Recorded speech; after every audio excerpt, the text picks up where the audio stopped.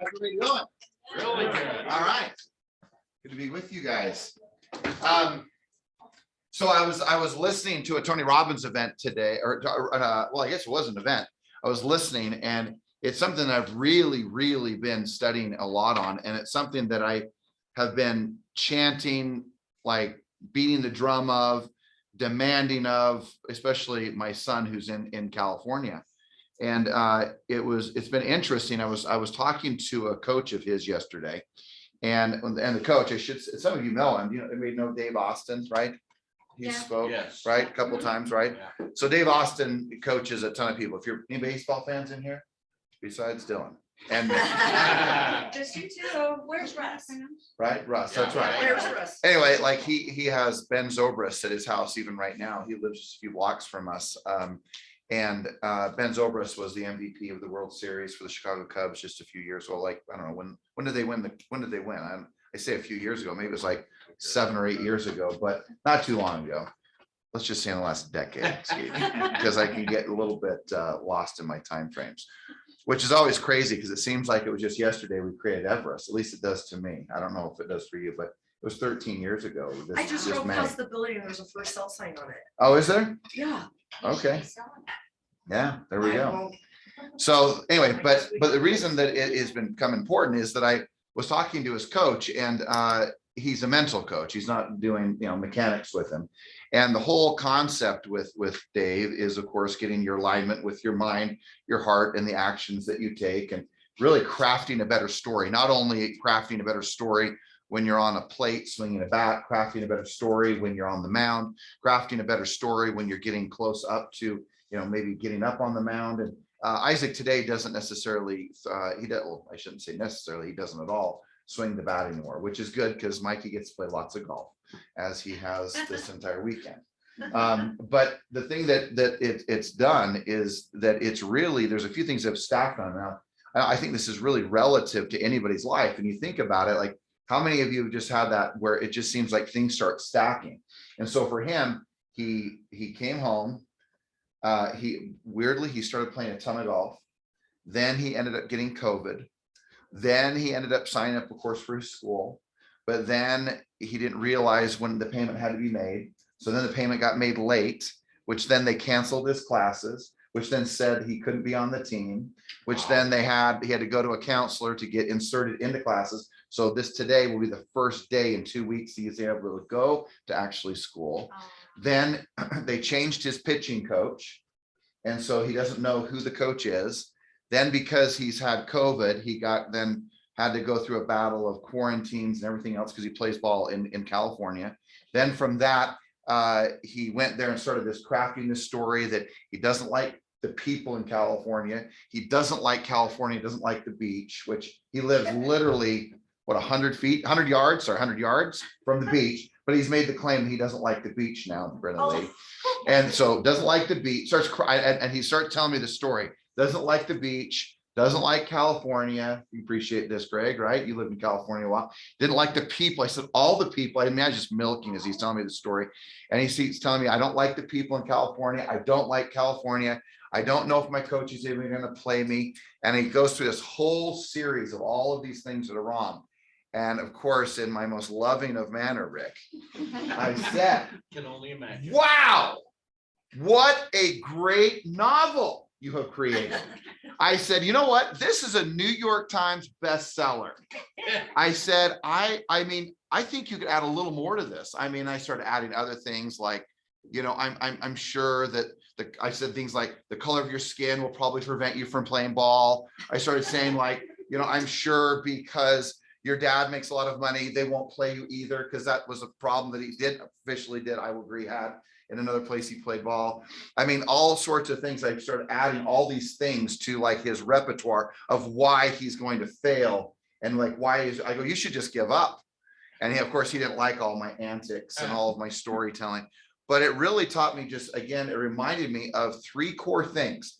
And then as I was saying earlier, is I was listening to a Tony Robbins thing this morning that Jessica Terry sent me. And I thought, wow, this is like everything that I have been talking about. I mean, of course, more because it's like 45 minutes, But every single day I call Isaac, actually not every single day. I call him actually 2 to 3 times a day. And I have for nearly 10 straight days. And the whole thing is to do this one thing. And that is number one, is to ask him where his focuses are.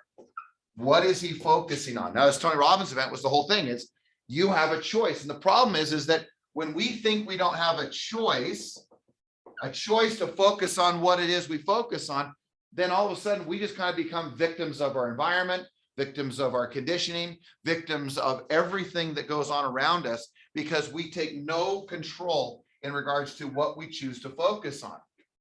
And so I remember it was like, I don't know, midnight. I was out walking my dog Cooper, and I was talking to him for like an hour as I was out walking on one evening. It was a week. It was a weekend. And I started saying, so let me tell you, so you don't like the people in California. I apologize. I love all of you if you're listening. And number two, he said, I don't like I just don't like California in general. And then I don't think I'm going to be able to, get any playing time because I don't know my coaches and I'm already behind and I've had COVID and, and all sorts of other problems. And so we started focusing on this and we said, okay, so what's the story with California? And I said, what's something else that you could say? And the thing that's interesting is this goes, let's do a combination of two. Before I get into what we talked about, we started identifying where his focuses were. And the focuses were California, the focuses were the people, and the focuses were his coach or coaches and his playing time, meaning he's not going to play. They're not going to play it. And I said, man, that's a great novel. Well, then here's the other thing. Once you have what you're focusing on, you start to craft a story and you put meaning behind everything.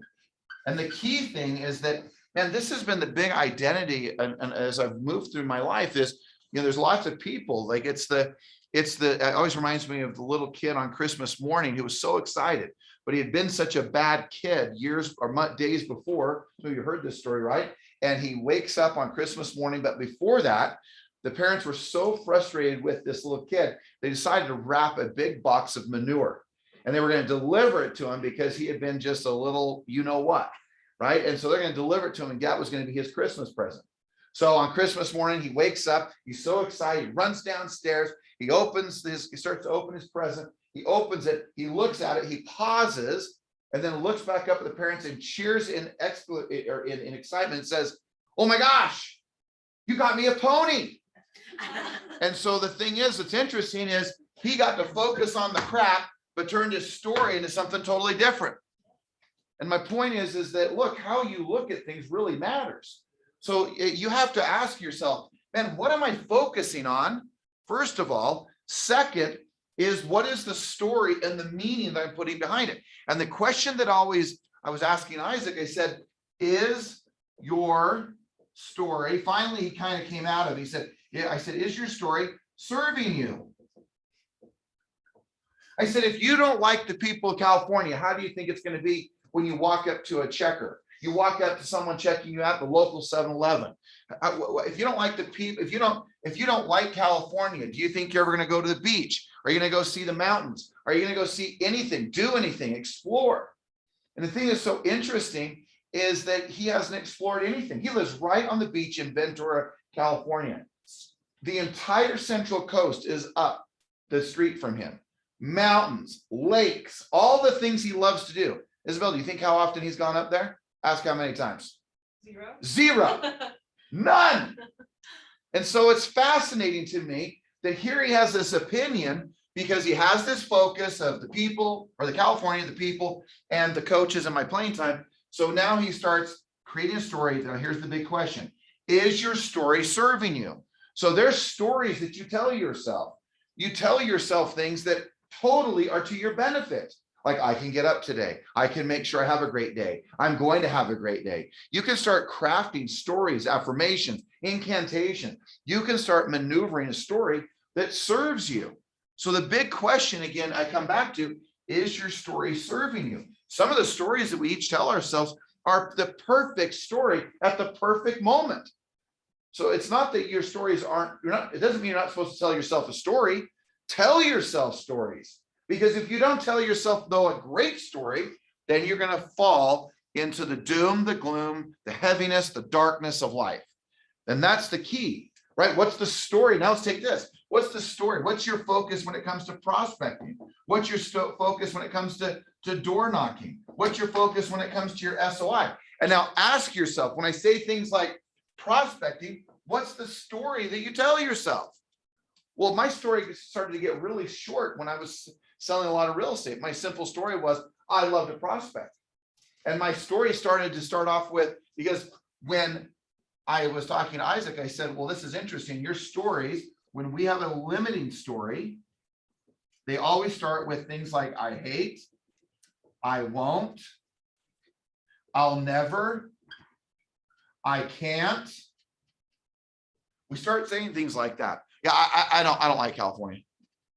I don't really like the people. So we started saying, I don't, I won't, right? I don't. I hate prospecting. I don't like to prospect. Prospect is not just for, it's not for me. So all of a sudden we focus on prospecting. We start crafting a story that's not serving us. And then all of a sudden, let's go to number 3 here on the list. This is the trifecta of these things, are what are the actions that you think you take? So here's the thing. So just take Isaac. He doesn't think his coaches are going to play him. Let's just start there. Well, his story is, well, they're not good. They don't know me. They don't know I had no earned runs last season. They don't know who I am. I had COVID. I was late. They're probably, I'm embarrassed that I screwed up my classes. I had to take different classes, but I got it taken care of. And all this part of this story starts crafting to where, how effective do you think his action was in regards to just a few things over the last 30 days? Exercise. What would you say it is? It's horrible. Do you think he was working on the mechanics of his game? No. Do you think he was watching, even he has these pitching apps? Do you think he was watching them? No.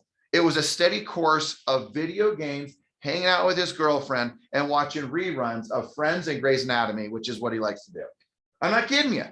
He wasted an entire month of his life just because he crafted his focus, his story, and his action followed. So when you start to recognize that, man, I am in control. I can control the outcome of my life. And if you start to recognize that you can, then all of a sudden you start to tell yourself a better story. I can prospect. And I started doing this where I'd be like, I set an appointment every day that I get on the phone, every single day, because my story was that instead of saying all the limiting things, I started saying all the things that I love or that I am. I am unstoppable. I love to prospect. And when you have a message within you, a story within you that starts off with I am, and I love, all of a sudden, man, everything changes. I love to work out. Can't wait to work out. I am unstoppable. And so we started crafting around just these 3 things, an entirely different focus and an entirely different story. Which, do you think it changes action? Yes. What's interesting is when he wasn't even able to work out with the team, he worked out 6 out of the 7 days in a week. And all of a sudden, you started to hear his voice change, his commitment change, his energy change, all because of where he put his focus. And that turned into the story, and the story turned into his actions. Don't underestimate the power of your own head, like the power of what you think, the power of what you say, the power of what you feel has everything to do with where you put your focus. Now, I was talking to a good friend of mine, and I knew this answer, but man, the way he said it really resonated with me. Sometimes we like to think that we can do this. We can think our way out of something. And the answer is, in most cases, not. What's weird is you often can't think yourself out of something. So here's the thing. Yes, we can get an Isaac and help him to see a better focus. Yep, we help craft a better story.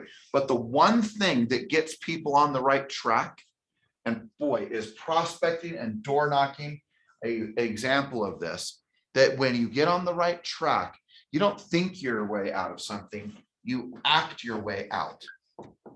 And it reminded me that action is the key. And so one of the things I made a priority to doing in my career for most all of it was this simple thing. I would prospect every day, but if I didn't set an appointment, I knew that I so quickly could get into a funk in this business. And so I made sure that no matter what, I saw 2+ people a day, meaning I knocked on their door and I saw someone face to face if I didn't have an appointment. If I didn't have a physical appointment, I made sure that I saw 2 people a day every single day. You may say, well, that seems kind of simple. And remember, what is just as easy to do is just as easy not to do. And what I found is if I was knocking on for sale by owners or expired listings, it took typically for me to knock on about 5 doors to talk to 2 people. And so my thing for many, many years has been this, and it's a pretty simple formula, but I love the door knock game. And with less people answering their phones than ever in the history of the world, it's probably a pretty good thing that you could consider door knocking. And so I would go knock on this for sale by owner or this expired, and I would knock on it. And then I would go knock on 5 doors to the right or left. And then I would cross the street and I would knock on 10. And then I would come back over here and I would knock on 5. And so every single one of those doors that I knocked on that were for sale by owner or expired, I knocked on 21 doors every single day. That became my mantra. And I did this typically between the hours of about 12 noon to 3 p.m.-ish, somewhere in there, 1 to 3. And I would do it during the times where most people say, oh, there's not a lot happening in real estate. You know, no one's answering their phone. Everyone's at work. Everyone's out and about. Kids are doing this. The number of listings that I've taken or buyers I've picked up, I don't even know how many. It's so many, I wouldn't even be able to tell you. And then I start getting back into where I have meaningful conversations and I start having a real conversation with people because I act my way out of it. Because I found that if all I'm doing is prospecting and on a phone and I'm not in front of people, then all of a sudden I get into just a funk. I need to be with people and I have to see people. And we are in the sales business. So you need to make sure you see people. Make sense? Yep. With me, Mike? Yep. Yeah? All right. So as we move through this, what I want you to just really pay attention again is, where am I putting my focus? What is the meaning of the stories behind some of my focus? Meaning, what are some of the limitations that I'm putting in there? Listen to yourself today. Pay attention to what you're saying. Do you say things like, I don't want to do that. That's just not really me. I hate this. I don't like that. I won't do this. That's just not what I'm willing to do. Just ask yourself what you're saying to yourself. And here's the important question, Steve. Is that story serving you? Like, I like the idea that someone might say, I hate heroin. That's probably a good thing to say, right? That's a good story that's serving you and a pretty good place to be limited, right? And have limitations. But I don't want you saying it about prospecting, right? I don't want you to say, I won't knock doors. I hate prospecting. I hate the phone. I don't like this and I won't do this and I'll never be that. When you start recognizing if the story isn't serving you, then start changing it. And people ask, and I had a great question at the event at Climb. And someone asked, how do you change the story? Well, first of all, what I do is I get it into my journal. And I do not believe that you can be a deep thinker in life if you are not journaling. I do not believe it because it tells me you are not thinking deeply and writing down what you are thinking. Remember that. So remember that changing the story and seeing if it serves you is to first just ask the question, what is my focus? Write it down. What are my limitations? Write it down.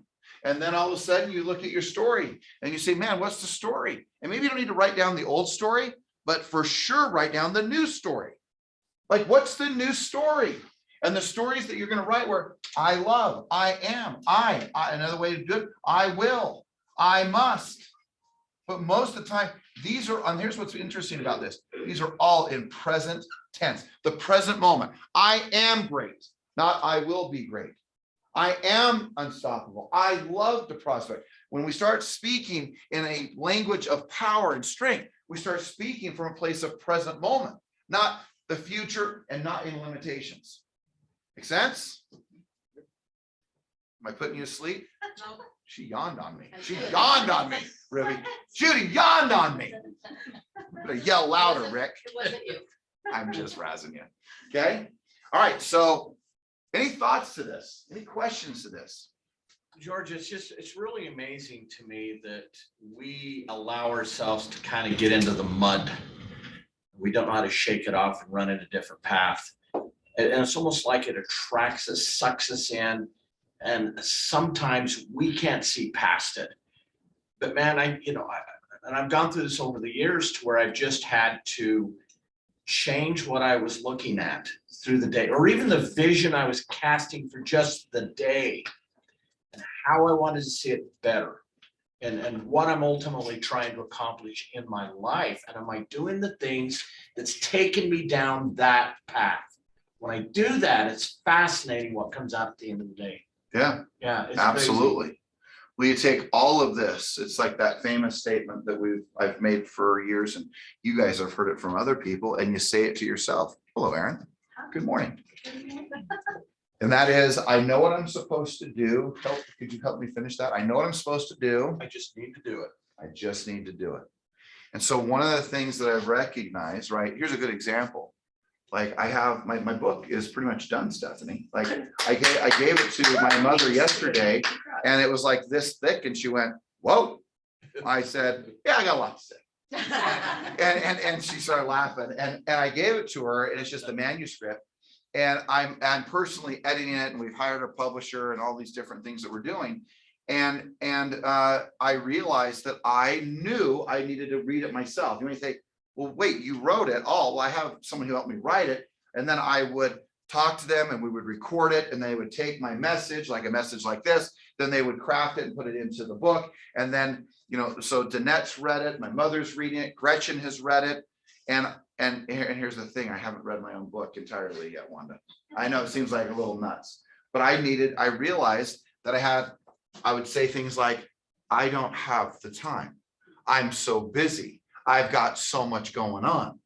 And so what did I do? Last week, I put an accountability with Danette Gramp that if I don't have it all read by today, that I owe her $1,000 and $200 for every day moving forward that I'm not done. Wow.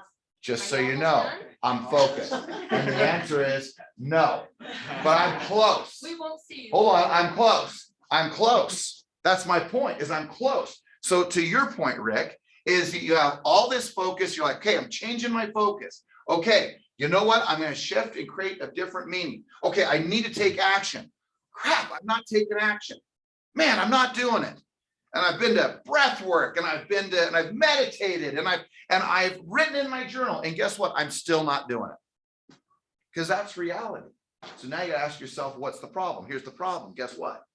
You're a human being. That's the problem.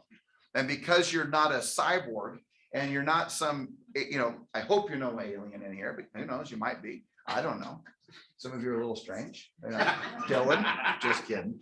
Okay, but it's the management. See, he didn't even hear that. I just said that under his breath, under my breath. But the thing is, it's the management of pain. And so what I've realized over my lifetime is that I told you that little story, and people say, well, now think of it, people, I don't like accountability. Oh, really? Shocking, you have a limiting belief. Who likes accountability? I don't even like it, right? But here's the thing, when you know what you're supposed to do, and you just need to what?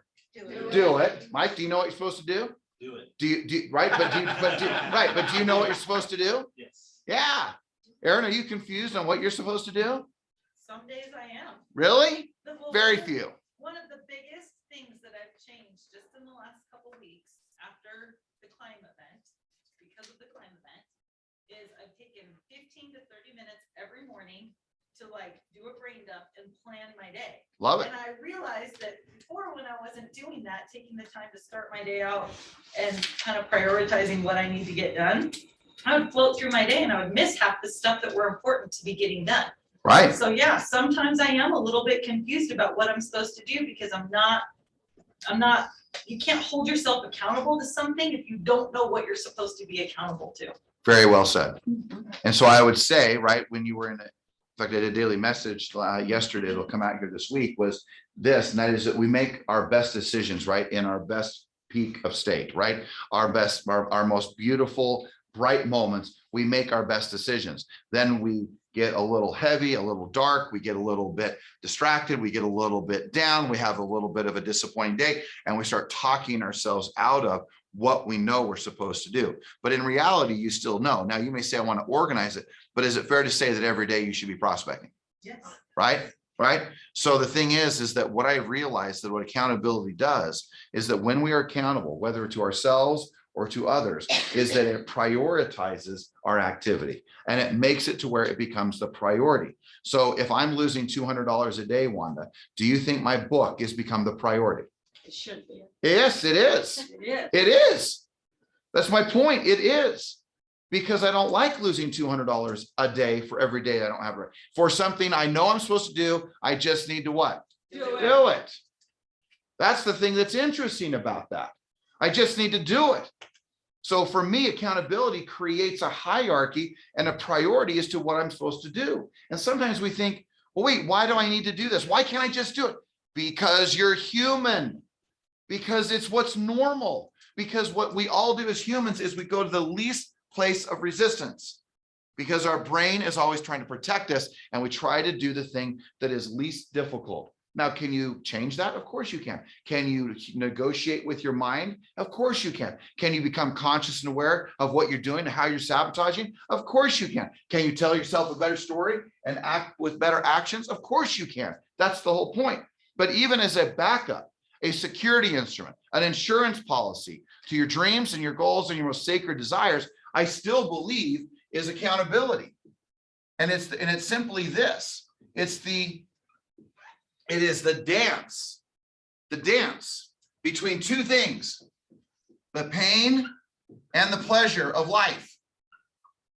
So here's real simple. What's more painful, losing $200 or reading my book? I want to read my book. What's more painful though? Reading your book. No. It might be for a few, right? But the thing is what's more painful, reading my book when I've got so many other things I'm working on right now. And I basically wrote the book, but I haven't like read it from cover to cover yet, which I will here shortly, right? I'll have it done here probably today, if not for sure by tomorrow. All right, I will. Okay, but it's the management of that, right? What's more painful? So what's more painful? Mike, what's more painful, losing $500 a day or prospecting? Losing $500. Right. It's that simple, guys. It's simple. Oh, well, I don't know. It's that simple. And here's the thing, Mike, back in the early days of my career, it wasn't $500. It was $100. And before that, it was $20. And before that, it was $5.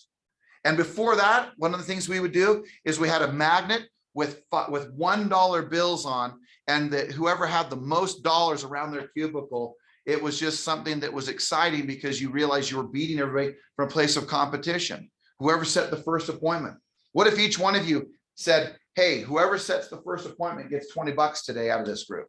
Do you think you'd be more motivated if you're getting $20 from everybody in here? Do you think you'd be more motivated to prospect and set an appointment if you knew you're going to get 1, 2, 3, 4, 5, basically $200? You'd win, you'd earn $200 if you just set a solid appointment and you were the first one to do it today. Would you act different? That's the whole point.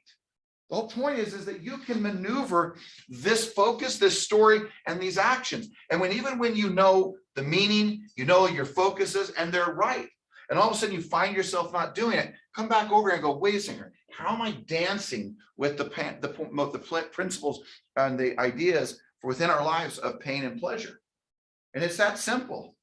It is that simple. And people try to complicate it at such crazy levels. It's just not that complicated. If you want to prospect, all of a sudden, all you have to do is find out what's more painful than not prospecting. Is it $20, $5?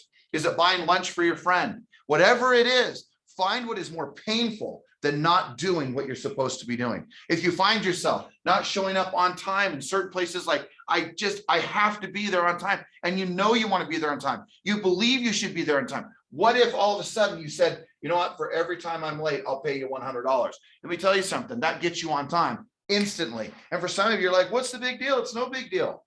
Well, I have 1,000 people that are trying to constantly talk to me. It's hard for me to be on time. There's my limiting belief, right? So therefore but I also know I want what I want. I know my story. I want the action. So all of a sudden I can say, hey, in certain areas of my life, I will just make sure that I held myself accountable in different scenarios. And I remember I used to do this years ago with Brian Noel. We'd go to the gym and I'd find myself being 5 minutes late, 8 minutes late, 3 minutes late, 15 minutes late once, like almost every day for a period of time. Okay, enough. Brian, if I am less than 1 minute late, and according to AT&T on my phone, I will pay you $100 if I'm not standing right here. Guess what? Instantly, I became accountable, and instantly, he never got the $100 because I was constantly on time at 5:30 a.m. every morning. It is not this complicated, but I'm telling you, if you can weave the dance of pain, pleasure, action, the story, and the focus that you give it, you will win the game of your life. You'll win it in prospecting, you'll win it in your health, and you will win it in your relationships. Don't underestimate that you are the one who has a choice. You are the one who crafts the story and gives meaning to it, and you're the one who takes action. And if the action isn't where it's supposed to be, then get accountable and play the dance and weave with the dance and move with the dance of pain and pleasure. Okay? Aaron, please. I think what's really interesting about that is like when you're prospecting and all of a sudden there's even $20 on the that's available to you and that money is there and it's real, you can see it, you know you can have it.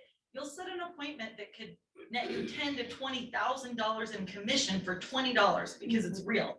And part of the problem is we don't see the $10,000 to $20,000 as real. So you have to make that real to yourself and realize that someone else is getting that $10,000 to $20,000. Right. Very real. And it could be yours, but the second it's real and tangible, you're like, oh, $20. It's $10,000 to $20,000. Set the freaking appointment. You know what I mean? Yes. Make it real to yourself. Realize it's out there and go get it. Yeah. That's good. What if you had $20 for making sure you closed at least 3+ times on a call? How many of you watch? How many of you went to client? Most of you. Okay. Did you see how many of you were watching Alma Prospect? How many of you watched Alma Prospect? How many of you would have given up on that call about 10 seconds or 1 minute or 2 minutes into it? Right? And yet he set 2 appointments. And certainly we can then say, well, I don't know if it was a great appointment. That's not even the point. If you set 2 appointments every 20 minutes, I think you're going to find a few of them that are pretty dang good. Right, Mike? I mean, wouldn't you agree? Sure. Okay, so the issue is, can you set an appointment? And what if you got to have accountability on just the fact of whether you made you actually closed or not? What if you did something where you had someone like in your here where you are, and you had one of your associates, one of your great agents, who's your friend, you say, hey, look, here's the deal. Minimum standard, I closed 3 or 4 or 5+ times. You make sure that you do what you're supposed to do because you know what you're supposed to do. You just need to do it. And you need to make it to where it's more painful. There he is, Mr. Noel himself, right? That's more painful to lose money than it is to not get money. You're gonna say something? Yeah, I had to correct you. You gave me $100 once. Oh, yeah. I can't remember. Did I pay you? You paid up. You walked in a couple minutes late. There you go. I've paid so much accountability over my time of my life. I don't remember who I've paid. So. Nice job, Brian. But here's the thing. I remember the first time, Brian, that I cleared over $250,000. John Hunter and I were standing right there. We were prospecting on 2 cubicles, and we had a rule: can't check your voicemails. Got to be here by 8:30 a.m. And you have to plan if you're going to be off 7 days in advance. Those were kind of the main things. So you couldn't say, "Oh, I can't make it today. I have an appointment." No. If you didn't plan it 7 days ago, then you can't cancel your prospecting for day for whatever it is. So it was 8:30 in the morning. It was 4 out of 5 days a week, Monday through Thursday, and then you had to plan the day off if you were going to take it. And that month or that year, I had 5 checks on the wall. I lost 2 checks. The first check, by the way, $100 back in that day, 20 something years ago. He went and bought himself a nice pair of leather shoes, and in the space right here of your shoe, right through this area that doesn't get anywhere, he wrote compliments of George Morris. I love it. But it was the first year I earned $250,000, and yet I lost $200 in accountability. Was it worth it? Yes. Was it worth losing $100 to Brian? Of course it was. Is it worth bringing my book out and me getting after it and doing what I'm supposed to do for $1,000 today? The answer is yes. It is worth it. So the thing that you've got to recognize is that living the life that you're living is something that you can control. You can live the life you're destined to live because you choose to live it, not because it happens by accident, not because you have a business that's a mistake. What happens in your life is because it happens because it becomes purposeful, because you make it happen. You strive to make it happen. You commit to making it happen. You speak as if it's going to happen, and you absolutely make it happen. Make sense with me? Yes or yes? Yes. All right, I want to share something. please. And we're gonna wrap up Everything you here. said about Isaac, I loved it, but I was waiting for your mouth to say, figure it out. Well, I already said that. I said that too. And you were But much that- more empathetic. Well, this is a little bit more to where I want to figure out, but here's the thing is, he's young enough that I don't think he knows how to figure it out. Right? Meaning that it wasn't a mechanical issue that he had to figure out. He has to figure, because the issues right now for him are not mechanics and strength and ability. His issues are right here and are moving to here and then are moving to there, which is the actions of our life. The one other thing, I love the 21 doors. You were destined to become century. I know. I was doing that so I many love years that. ago. I was at Coldwell Banker 28 years ago doing that. Well, I think we should have a whole door knocking campaign, 21 doors. We got to do it. I do like it. We've talked about doing that here coming up. Can I pretty imagine if you quick. did 21 doors a day and you do it times what, 5? That's over 200. That's 205 doors a week. Guys, every single person who's out there is capable of selling their house. It's crazy. The largest rise in equity in the history of the last 100 years, prior to the few years right after the Great Depression. Right? I mean, my point is that it is inexcusable to not be doing business today, because it's inexcusable because I can tell you that this is what's going on. And we all do it. We all do it. I do it. And if you don't think you have limiting beliefs, by the way, that is your first one. Yes. Because you all have them as I have them. Otherwise, we all would be billionaires. We will all have the perfect relationships, and we all would be of optimum and perfect health. But where you are striving and building and growing in your life is the area of your life where you don't have limitations. And you watch and you find yourself, wait, if I did that, I can do it over here. And okay, I've done it here and there. Now let me go do it over here. And you start to stack these successes upon themselves and recognize that the limitations are you and nothing else and no one else. John? So the story with Isaac, and I had a similar story when I was single, being that there won't be a woman that one day and I was cerebral palsy. The problem with these stories is they are self-fulfilling prophecy. Yeah. Oh, yes. Well said. If he doesn't think his coach is going to want to play him, how's his coach going to feel around him and what's going to happen? Right. And when I took a girl out on a date and I didn't think she wanted anything, Right. what would happen in 4 dates or less? Right. I'm sorry, I'm laughing because John, I mean, I am so intense with my son. So just please forgive me. I'll try my best. I know. So of course, when he's doing that nonsense, I said, wow, please, I'm gonna offend half of you. So just want you to know. I didn't realize you were a prophet. I didn't realize that you were this close to Jesus. Like, you have fulfilled your prophecies. Are you gonna write the next Bible? I mean, I am like, because it's, to your point though, it is a self-fulfilling prophecy. And guys, here's my opinion. Maybe you won't be right on every one of them. Neither was Nostradamus and neither was probably any other prophet.